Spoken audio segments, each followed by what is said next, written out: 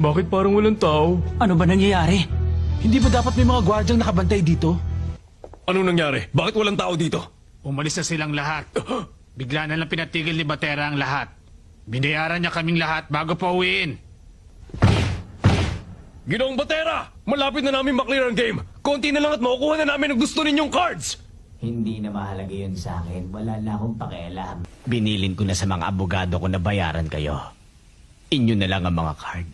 Gawin niyo ang gusto ninyo.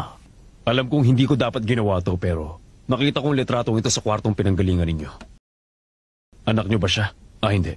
Maaari kaya ang apo niyo ang babaeng yan. Kasintahan ko. Na-hospital siya ng matagal na panahon.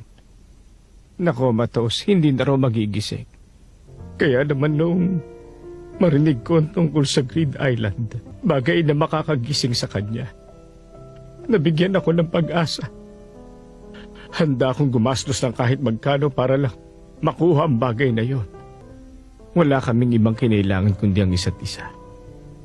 Nangako kaming kahit anong mangyari, magsasama kami habang buhay. Nitong kailan lang, namatay siya ng tahimik sa kanyang kama.